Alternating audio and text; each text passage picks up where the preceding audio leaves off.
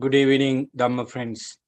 Wish you the blessings of the Noble Triple Gem for happy and peaceful Sutta studies. It is November 12th for us and those friends who join with us from Sri Lanka and elsewhere will be having next day for them. So we wish you good morning, good afternoon, and those who join with us from different part of the world, we say that we have compassion and kindness for you, more towards blessings with the Noble Triple Gem. It is the time we get the suttas to study in depth and length, and we see them, we see in them how we practice the Dhamma with great interest and enthusiasm. Before we begin today's sutta discussion, we would like to pay our due respect to the Supreme Buddha by reciting Namo Tassa. Please join with me in saluting the Buddha for what he had been doing for us. Sadhu, sadhu, sadhu. Namo Tassa Bhagavato Arahato Samma Sambuddhassa. Namo Tassa Bhagavato Arahato Samma Sambuddhassa. Namo Tassa Bhagavato Arahato Samma Sambuddhassa. Homage to the Blessed One, the Worthy One, the fully enlightened One. Homage to the Blessed One, the Worthy One, the fully enlightened One. Homage to the Blessed One, the Worthy One, the fully enlightened One. Sadhu, sadhu, sadhu. Okay, friends, the sutta we selected for today's discussion is a very advanced discourse in many point of view. Dvaitanupassana Sutta, the sutta we have selected for our discussion today, and it is from the 5th section of the Sutra Pitaka called Kuddaka Nikaya. There are a number of books in that section, and the Sutta Nipata is the section that we find this discourse. In the Sutta Nipata, there are 5 sections again, and Mahavagga is the section of this discourse is recorded. Actually, this is the 12th discourse of the Mahavagga. Dvaitanupassana. Some words in the title would be familiar to you. So, like Passana, Anupassana, these are some of the words we always hear from many discourses, but it would not be that familiar to you, the word Dvaya. Dvaya means duality. So, here we talk about the contemplation of duality according to Bhikkhu Tanisro's translation, and we have similar translation from Bhikkhu Bodhi, Bhikkhu Sujato, and other lay people. So anyway, we have an understanding about what this discourse is. It talks about the duality. Before I move forward from here, I just want to inform you that each suttas in Sutta Nipata are different from other suttas in the same section, Kuddaka Nikaya, and also from other 4 Nikayas.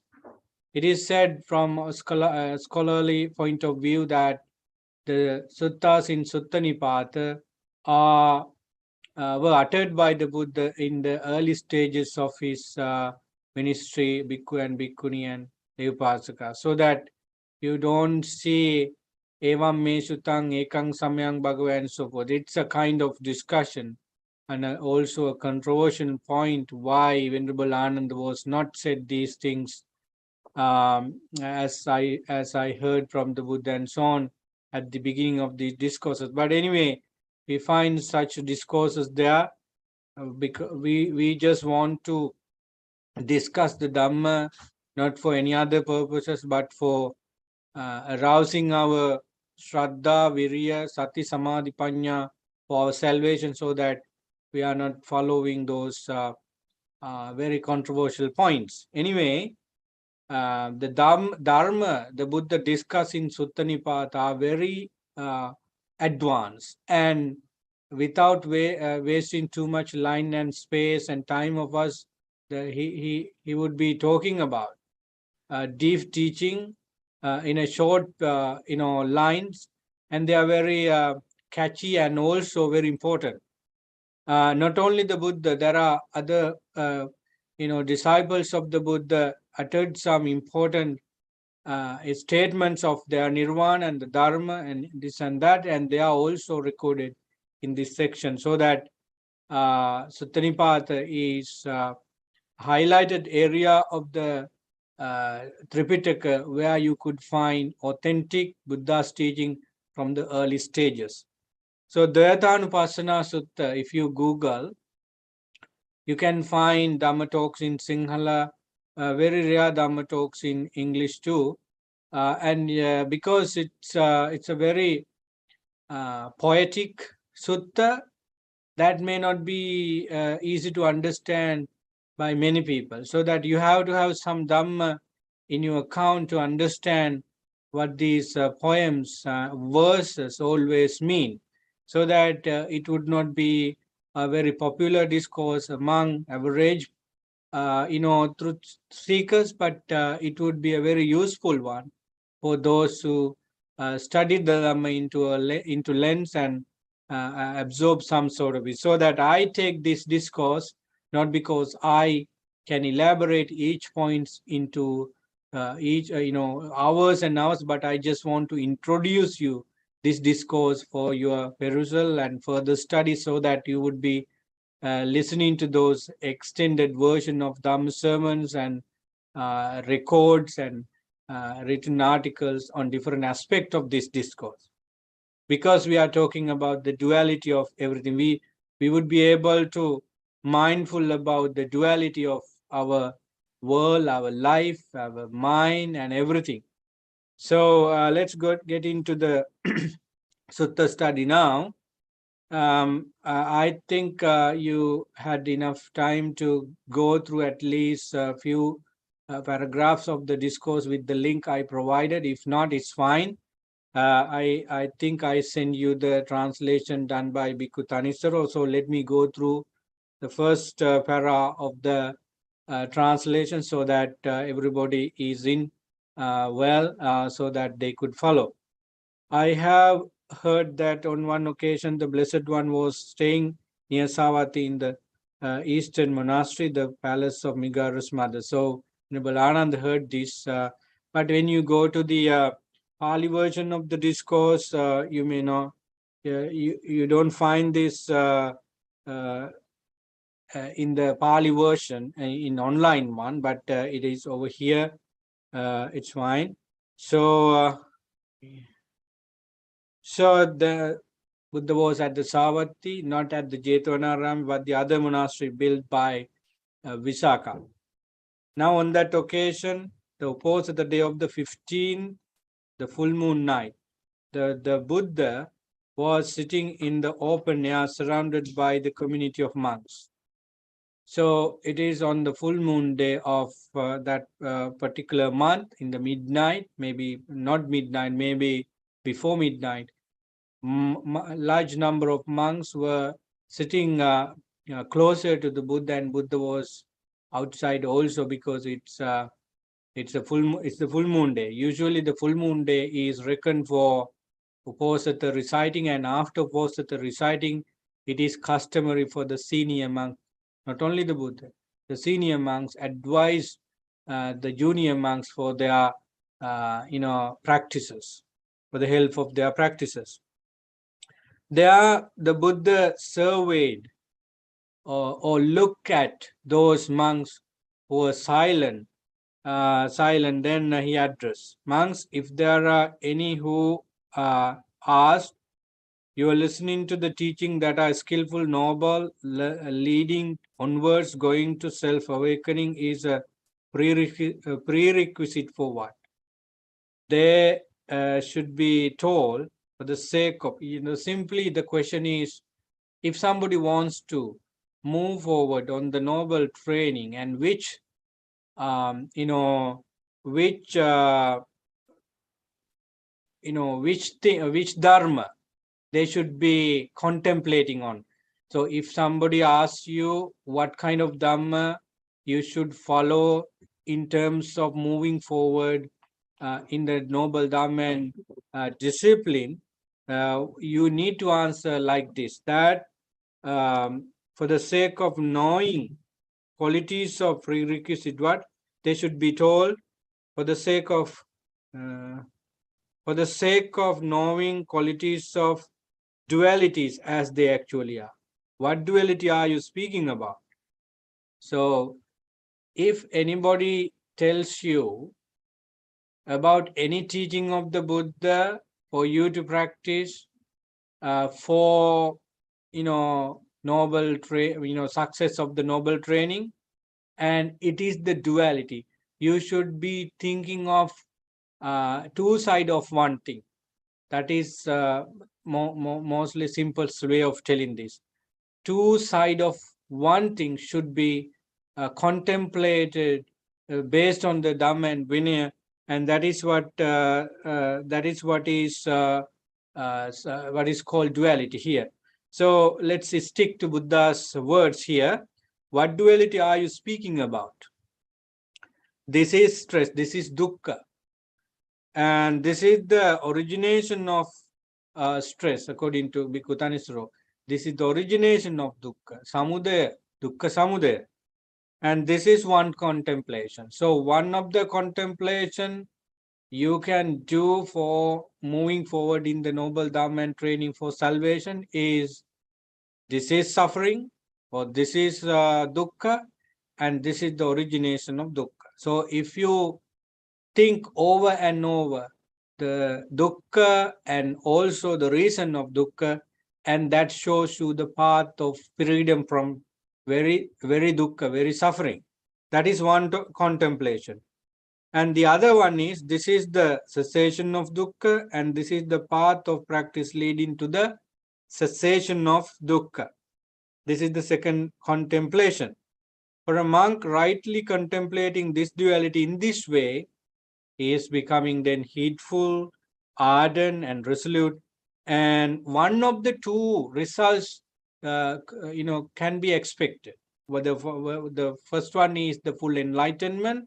If he or she doesn't get it, the second result he or she could get is the non-return position anaga. So it is a brave and a kind of lion roar of the Buddha, that contemplating on suffering and the rising of suffering, and also the cessation of suffering and the path leading to the cessation of suffering, is giving us freedom from suffering. So it is very clear that we have to dive onto the ocean of suffering in us in order to alleviate it. Now the whole world knows what the Buddha said, but 30, 40 years ago, the Western world did not recognize clearly what the Buddha said, and simply people were accusing, even scholars were telling that the Buddha taught about suffering for people to suffer. He was not talking about something happy, something doable, something possible. But over the course of time, with clear investigation by themselves, they understood, with the support of maybe mainland Buddhism and also scholars from mainland. Now they understand that talking about suffering in Buddhism is not to suffer anymore, but to find a way out of suffering. So here in this discourse, Buddha clearly said that contemplation on dukkha exactly as it is, and the reasons for dukkha, and the cessation for dukkha, the cessation of dukkha, and also the path about it, is giving us the clear message that we can alleviate or overcome dukkha. So as we know, the Buddha did not put us into so-called, jhana, or as a result, jhana or any other.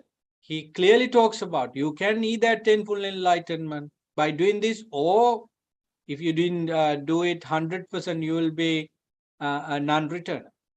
So for the moment, and throughout my life, I'm getting inspiration by thinking like that.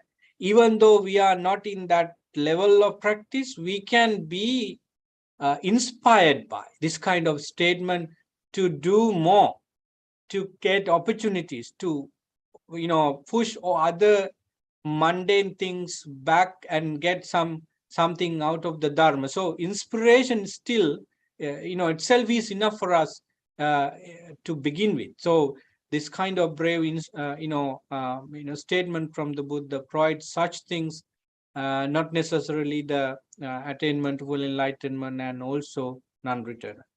So this is what the Buddha said. Having said that, the Buddha, our teacher, said further. That is actually the verses of the first section.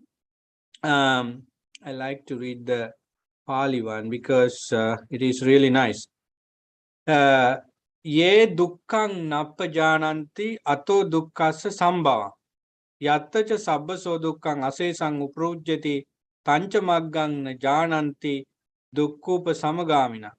So it says this: those who don't understand dukkha, and those who do not understand what dukkha brings now for us, and also if they do not know how dukkha is stopped and which way they could stop, that's mean the Four Noble Truths are covered.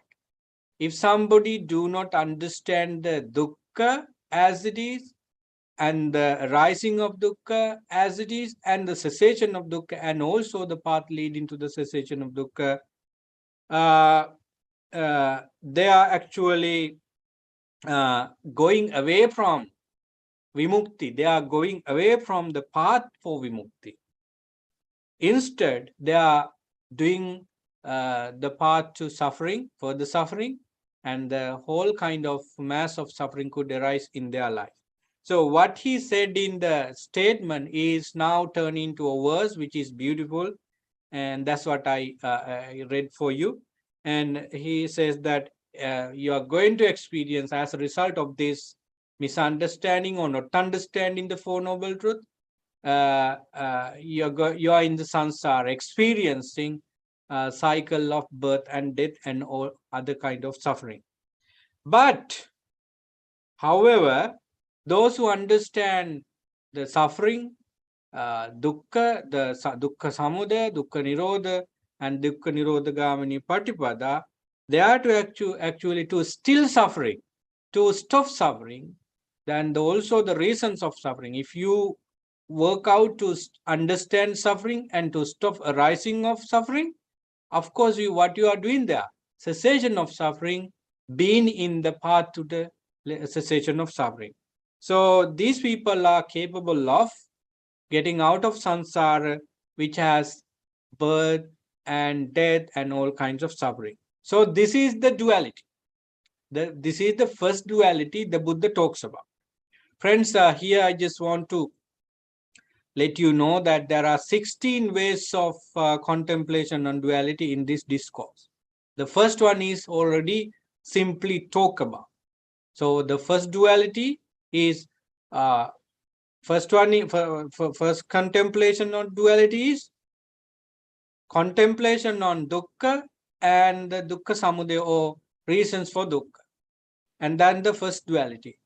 And the second duality is, once you finished the contemplation on arising of dukkha and dukkha itself, you are looking for getting out of dukkha. You see that the possibility is there for us to overcome dukkha or cease dukkha.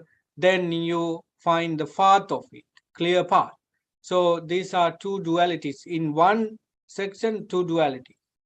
So you may be having a lot of important points with the word duality, because in the world which many people talk about various things. We talk about duality. Actually, it is a truth from mundane sense as well as supramundane sense. There are, such dualities. With regard to mundane, we see night and day, and black and white, and then beautiful and ugly, pleasant and unpleasant. What else? Good and bad. There are so many things. Uh, when you talk about one thing, you can see the other side as well. So, with regard to finding liberation, we have to do the same thing. We have to see the karma and out of karma, pleasure, sensual pleasure, and absence of sensual pleasure, anger, and the opposite of anger. So, being able to understand both side of our mind and body and everything in the world is providing the wise persons to think more what has to be done in order to get out of this suffering, what has to achieve, and which way I should live. So we can see the duality everywhere, right? With regard to Four Noble Truth, we have that contemplation. The Buddha in the first two Noble Truth talk about the suffering. It is our direct attention to what we are experiencing. In the middle of the discourse, you see that for arahants, uh, everything in this mundane world is suffering, while average people think they are happy and peaceful for them. So you see that the duality. When you reach to state like arahantship, you see everything as sankara, or state of existence. That's all for them, because they have that wisdom eye to see everything, so that those happy things for average people are not happy things for arahants. But those happy things for average people, indulge with them and make a mess out of them, while arahants never touch them from their mind, and get out of this. So we can see many implications of duality in the discourse, as I said, 16, and this is the first one, Dvaitanupassana. So very word in the as the title of the discourse says, we may be able to see the both side of one thing, or both side of different side of one thing. So with everything is based on dukkha in this 16 way of duality. So Buddha talks about why ignorance, what reasons ignorance is, how ignorance is taken out, and which way is uh, ignorance is ended. So based on the Four Noble Truth, we talks about different way of observation or contemplation. So like that, we talk about the duality. So if anybody has any concern, you are welcome to raise your hand and speak about. I'm not sure whether we can go to details of each 16 today in the discussion, because it's meant to have 1 hour 15 minutes maximum discussion, but this discourse has 16 contemplation of duality, this way of understanding, so that if we take about the first one, we can go to other connected discourses to this discourse and explain further. But what I mean here is to give you some introduction, basic understanding about each. So now, if somebody asks, is there any other way for right contemplation of duality, instead of this one, you can say yes. And how we look at how do we contemplate on duality, in different way. This is how the Buddha said, whatever dukkha come into play is all from acquisition as a requisite conditions. This is one contemplation. This acquisition means upadi. So you can understand what kind of upadi the Buddha talks about. And the other contemplation is from the reminderless fading and cessation of very acquisition, there is no coming into play of stress. So, as I said, based on stress, we talk about this contemplation. So, whatever suffering comes into play is because of acquisition. The very Pali word for this is upadi nidana pabhavanti dukkha ekeci lokaswami kenik rupa yoche avidva upadin karoti punapunang dukkam upeti mando tasma pajanang upadin kaira dukkas jati pabhavanupassi. I'm sorry if your attention is broken when I read Pali, which you do not understand, but anyway, try your best to hang on to. So, upadi nidana. What do you mean by upadi? Things that clinging could arise. In that regard, all the rupas that I could catch and sounds that come through ears and other sensory experiences might be or upadi. So it is said in the discourse that whatever suffering comes into play is all from acquisition as requisite conditions. So suffering arises due to the fact that these conditions for upadana exist. So, for example, we have many things in the society to see, to hear, to feel, to sense, to taste, to smell. Actually, if there are nothing to exist, for suppose you live in the forest where there is no one except one or two kalyanamitas, do you have any anger over traffic jam or any fight with with colleagues in the office for disagreement? And are you accusing any politician because you don't have medias to see what is going on in the world? No telephone, no TV, no radio, no newspapers. So is there any opportunity for you to get angry with any administrators, the ministers on? No. So then through media, with the way we live in the society, we have opened our senses and mind to have many reasons for upadana. We cannot help with this because we have to live in this society. But what I am saying is that upadi is like that. Upadi means anything, any material, any immaterial source, any material source that could arise upadana. So whatever stress come into play is all from acquisition or upadi.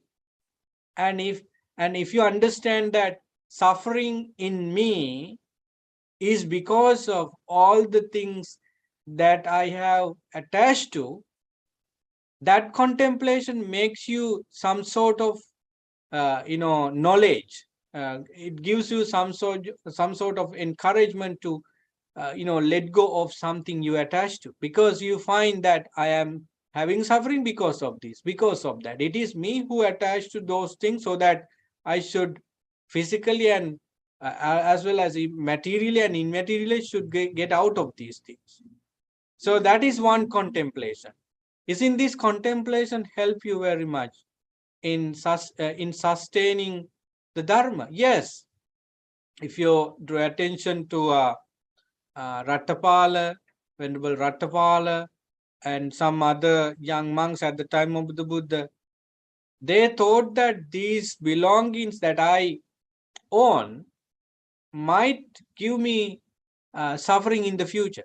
Look at Venerable Sariputta, Upatisan Kolit, and Mahakasyapa and Baddhakapilani. They had a lot of material things to to live, to support others, and so on. A lot of properties. What they thought that with the message, with the inclination of the Dharma, that these things could give us suffering in the future if we hold on to them, if we hold these things in our possession. So they let go of everything. So this contemplation provide us some sort of release from us, because over and over you think that these are some of the things that I need to let go, because so long I attach to them, the more suffering come to me.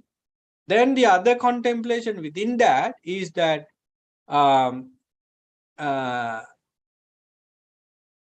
reminderless fading away and cessation of very acquisition. And the path for that is the second completion in that. So with regard to the formula, there is Four Noble Truth. So all kinds of belongings is likened to suffering, dukkha, and kind of searching those acquisition is like letting the acquisitions to arise, the upadana to arise, and then you are looking for getting out of it, and the path for it also is being contemplated. So the Buddha said here, in short, the manifold stresses that come into play in the world come from acquisition as their cause. Anyone not knowing this create acquisition. The fool, he comes to stress again and again. Therefore, discerning this, you should not create acquisition as you contemplate birth as what brings stress into play. So my friends, maybe this kind of fast reading may not be helping for some people, because the message of these verses and statements are deep, appear to be deep, and definitely, truly, they are deep. So in order to take some inspiration for you from this kind of discourses, you have to read those discourses over and over. Maybe some discussion in different ways would help you further. So that is the duality. The second one we talk about, acquisition, upadi sambhava. Your car is a upadi. Your wife, children, husband, parents, friends, your house, your job, your country, your religion, these things could be upadi for you, depending on how you understand them.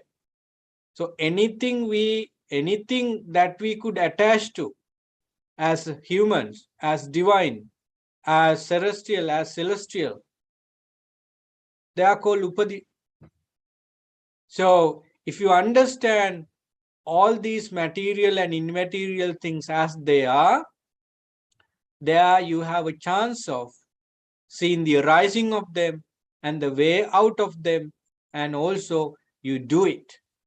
So the contemplation on this duality and this acquisition is giving you freedom. Once again, why do we call duality? Because the Buddha show us how one could be a victim of upadi, and how one could get out of that.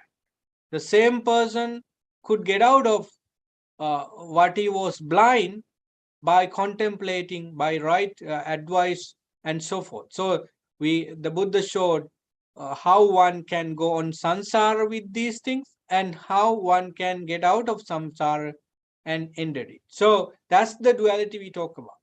So in that case, in the Four Noble Truths, the first two noble truths talk about how one go in samsara. I mean, if you understand the first two things, you are not going in samsara. But people who do not understand anything of it, they of course experience suffering, and they were never said that these things are suffering, so they are in suffering with ignorance, and a rising of suffering happens over and over. But for them, because of not knowing the truth as it is, never see suffering in their life, and because they do not know path for ending of suffering. So duality is such in these suttas. So friends, we go to the third one, and then let you discuss. Now, if there are any who asked, would there be the right contemplation of dualities in yet another way? There should be told yes. How would that be? Then with the explain, whatever stress comes into play is all from ignorance as a requisite condition. This is one contemplation. So if anybody asks, is there any other contemplation of duality, other than the first one and the second one we discussed? Yes, you can say yes, and that is what? Whatever suffering comes into play is all from ignorance. Suffering is because of ignorance, in a simple term. Suffering is the basis for ignorance is the basis for suffering. That is the first, that is the contemplation of this first contemplation of the duality. Other one is what, since the ignorance is the main cause for suffering, so you are looking for stopping suffering by way of taking measures to end ignorance. In other words, you are looking for the total ending of ignorance, since ignorance is the main cause for suffering, and the path for ignorance. Friends, ignorance is not knowing the noble truth, and in the best possible way of definition. And ignorance is also not knowing kusala akusala, and what is wholesome and what is unwholesome, and everything is unknown, is called ignorance, according to Paticcasamuppada and elsewhere in the Tripitaka. So when you start thinking of ignorance with some help, you find that suffering is definitely because of ignorance, and it could be observed with other mundane activities also. If there is any problem in this world, maybe global or national or social or individual, they are all because of not knowing the reality of they involved in.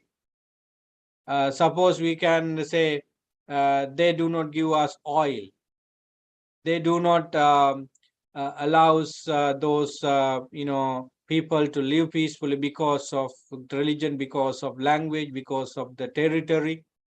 They are all ignorance. They think that we could keep this for the next generation of our people, so that nobody could allow any use of this and so on. That is also ignorant, because we have put views on that. Where there is view, there is ignorance. Where there is me and myself, there is ignorance. So in this world, everyone, most of me, I think 99% of those, my percentage would be wrong, but huge number of people, only handful of people will understand this. So, so that when we start contemplating on ignorance, of course, we find the total opposite of ignorance as well. That is wisdom. So friends, that's why the Buddha clearly said this group of monks that constant observation on ignorance is giving you the knowledge of Four Noble Truth. When you have the knowledge of Four Noble Truth, you are of course going forward in the Noble Dhamma and Vinaya. So that's why Buddha said in each section, If one understand this duality, this contemplation as it is, they are going to attain full enlightenment. Or if not, the anagami state. Because you are addressing the core teaching of the Buddha. You are cultivating the knowledge of the Four Noble Truths. Wherever you do that, there you have the chance of, crossing over the boundaries. So friends, we have been talking for more than 35 minutes. It would be good if you take chance. Oh, I see Dr. Pial. So yes, Bante, what you have in. the duality in general in Buddhism, things thought to be some kind of a evil sense, like it creates our problems. But in this sutra, it's like a contemplation of two sides of a coin, right? And so it's slightly different. Like there's useful effect of the two sides of this path, right? But the duality, what I'm thinking is when talk about I and the object, because a duality is there, we perceive something. Like, so I is there, the object is there, but in reality, it's wrong in perception. It's a viparita sanya, because I is not totally there, the object is not there. You can't say it's not there either. Then you get caught to the Kachana Gota Sutra. It is then you get into another extreme.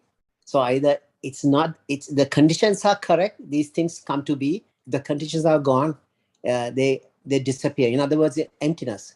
So dualities sometimes cloud our real seeing in the real sense. It's kind of not a nice good thing. That's what I understood. But in this situation, these sutras talk about two sides of each, like a coin, two parts we can contemplate on. So maybe I got confused about this duality thing. No, actually, no, I don't think so, because what you said is giving us some light on the fact we talk about.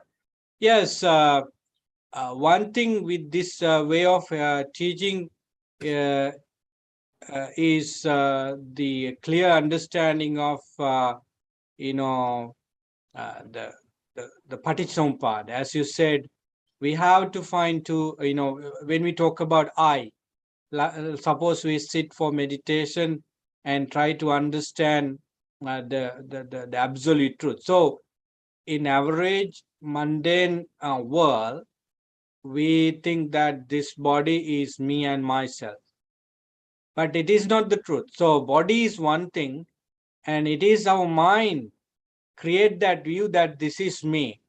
So one side is one thing is that this is a body which is similar to the wood, which is similar to the floor, which is similar to the cushion, and there is nothing difference between this body and this cupboard and that altar and statue and so on. That is the absolute truth. But when we come to perception, viparita sanya, we have been in the idea that this is me. But it should not be rejected 100%. If you are living in this world for the sake of maintaining your life, you keep it. Otherwise, you are not to live in this society. But from wisdom point of view, there is nothing important, nothing valuable, nothing fruitful in this body. And it is only a view. I, me, and myself are only views, only ideas, only concept. So, with regard to what you said, and what I understood from your, uh, saying, yes, I agree with that. Absolute truth is one side, and what humans are created is the other. So basically, we should be able to see Paticca Samuppada over there. Why people create, why we create I, me, and myself over something impermanent? Because of ignorance, because of not knowing, because of the death of the truth. Sometimes the truth is so deep, so that people hang on to something simple. That is also ignorant, because when there is when the wisdom part, when the wisdom is so deep, people who have been with so much craving and attachment and ignorance may not be able to see what wisdom is, so that they would be living in the comfort zone. So we can see dualities everywhere.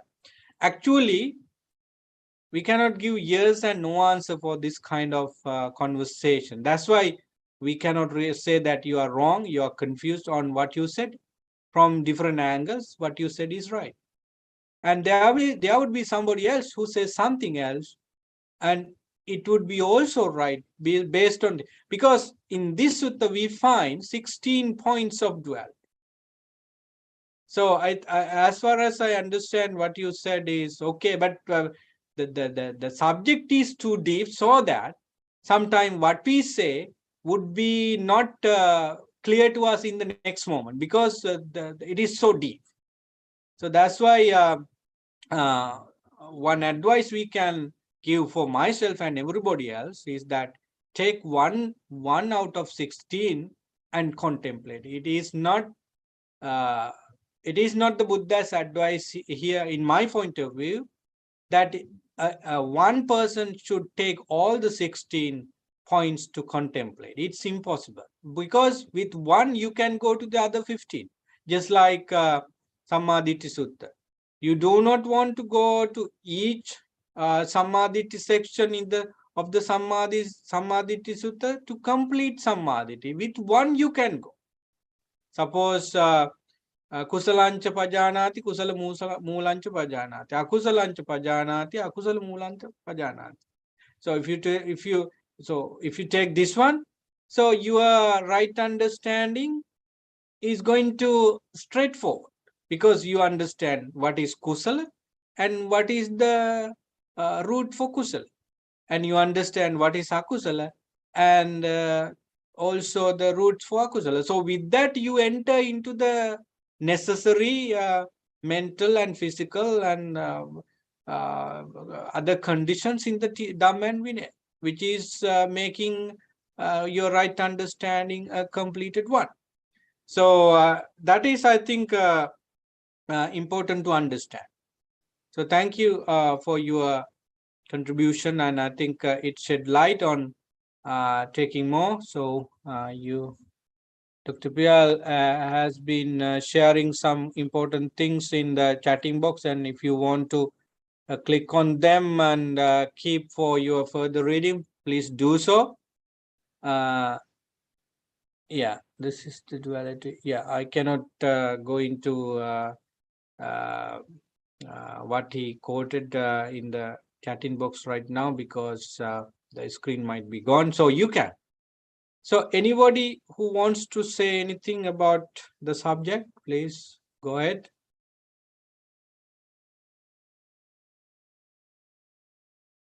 If not, we'll be continuing.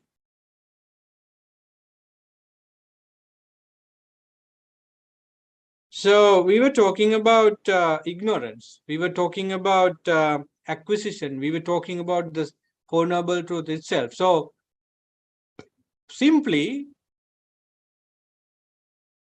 you meditate on Four Noble Truths. So when you categorize your thinking in the Four Noble Truths, first you think about what is suffering and how this come into. That is one contemplation on that duality. And then, is this suffering uh, you know uh, is to cease, or can I stop this suffering? So you are thinking about ways, thinking about methods. So then that is the second contemplation. So this is in line with the Yoniso Manasikara and Samadhi, in other words.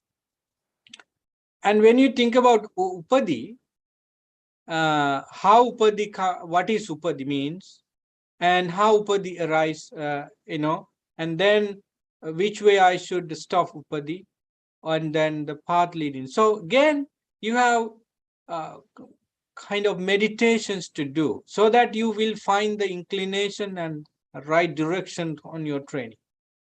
Then ignorance.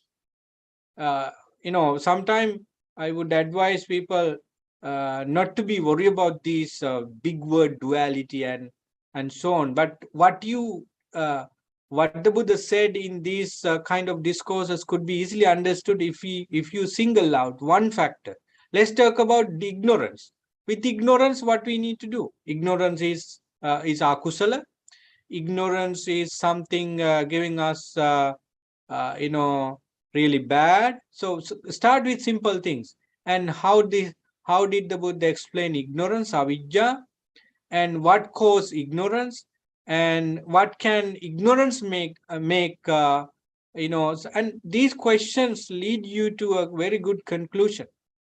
So then ignorance arises because of this, and ignorance is giving birth to many other unwholesome state. And since that ignorance produces suffering, so I should stop ignorance in order to stop suffering. So simple way of contemplation can clear your mind. So Dr. Pial again is here to say I something, just please. send you that small text on that sutra. The what is duality? Buddha says there is no other duality. If somebody talks about another duality, they get it's a wrong understanding. But that's a different sort of duality. They talk about I and the object, right? Here's the Yeah, duality of some subject, right? Some methodology, how to contemplate duality here. yeah, But here the duality talking about I and the object. Yeah, that's the only duality Buddha is talking about there. yeah. That's true. Actually, when we come to when we come to uh, you know the other section of this discourse, you can find the same thing. Right after ignorance, we have fabrication, like means sankara, and consciousness, vijnana, then contact, feeling, craving, clinging. Unfortunately, we don't have salayatan there. Of the Paticcasamuppada, we have salayatan in between, consciousness and contact, and but we don't have it here. So anyway, if you read what Dr. Pial sent through here in the chatting box, it is clearly saying that I and object, I and the rupa, and the ear and sound, and nose and smell, and tongue and taste, and these are the duality he's talking about. And uh, so if you further read, uh, I will. If somebody says that I reject this duality, and describe another one, there is no ground for that. They would be stumped by questions, and in addition, they would get frustrated. Why is that? Because they are out of their elements. So actually, yes, when the Buddha said that the world is created in salayatana with the function of salayatana, he talks about contact, feeling, perception, and all kinds of five aggregates, so that the duality and anything is in between these sensory experiences. So you have senses, and what you absorb through senses is also existing over here and there. So duality, dvayata, and contemplation on dvayata is such, so that uh, as Dr. Pial hinted in his first contribution, that the duality outside in different subject would be talking about something else, but in Buddha's teaching, the duality or the contemplation duality is always directing us to understand the core of existence, and to alleviate the problem. So that is what I wanted to say here.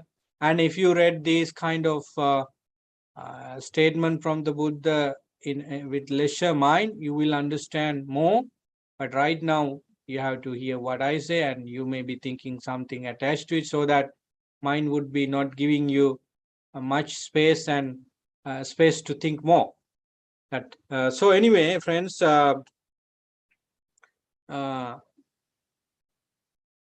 two side of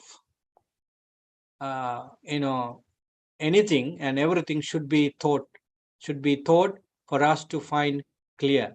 For example, if we simplify this, you heard some problems of your family members, friends, maybe institution you are attached to, maybe someone you believe right had done something wrong and you heard it from different sources.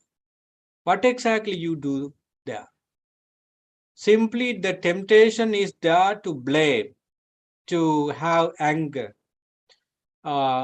We do not know what kind of feelings come to us because we are invaded by those negative emotions. Friends, at that kind of situation, just wait. Bring us those important practices we have been doing: mindfulness, concentration, wisdom, and wait and see. You can simply think that this person did this because of some reasons. There would be some reason. For example, I heard one of my friends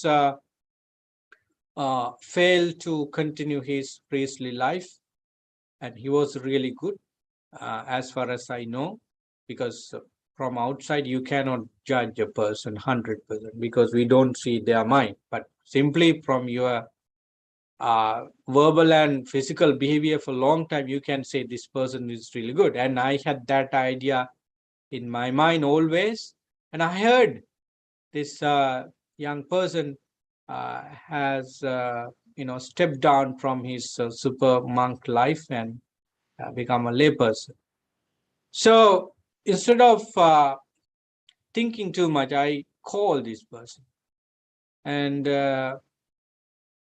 there is legitimate reason for him to do that from his analysis, because he did not have a pleasant attitude at the temple because of some external issues at the temple in administration, and the quality of his teacher would not be something he expected, and unfortunately he did not have kalyan with qualities close by, so that he was failing with his endurance, shraddha, and I could see the gradual decline of his qualities from my analysis with his own explanation and also some other friends. So that um, it, I thought at the end that I should not be surprised of this result because there are reasons for him to do that.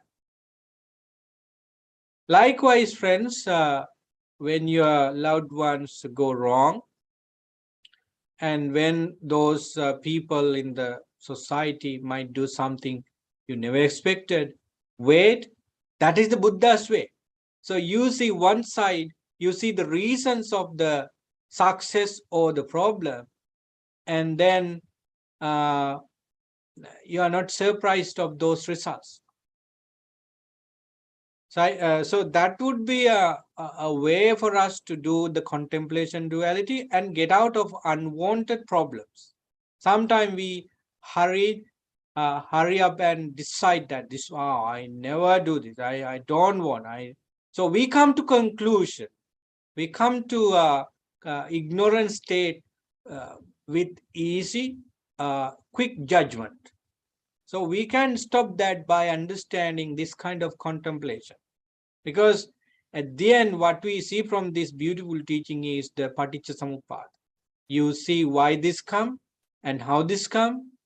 And now you see, when you see one side of it, you can see the other side as well. So you see the problem. And if you see the problem clearly, you, of course, can see the solutions as well. Right? Sometimes it would be easier for us to see the problem depending on the context, but stepping on the solution side would be difficult, because analyzing would be easier. For example, we can see that the ongoing wars in the world are because of craving, because of prejudice, because of unsatisfaction with many things they have. So easily craving. Tanha jayati soko. But implementing solutions for ending that kind of war and conflict would not be that easy, because application of solution, implementation of measures to end the problem could be done with those negative-minded people, negative-minded, societies and so forth. So that one side of contemplation would be done easily, and we have done it. For example, Rattapala, I always take this venerable into examples. So after listening to a Dhamma sermon from the Buddha, he was able to conclude that this life, despite many things in my life, is utter suffering. So he has seen the problem and the reasons for problem, but he took a month or so after getting ordination to step on the noble path as it is, and also find the perfect solution. So in my view, all of you understand that this life is suffering, is a suffering, because we see the aging factor, we see the possibility of sicknesses always, and we know that this body is a combination of various elements, and it is well survived with those conditions, so that we have analyzed this life as a suffering.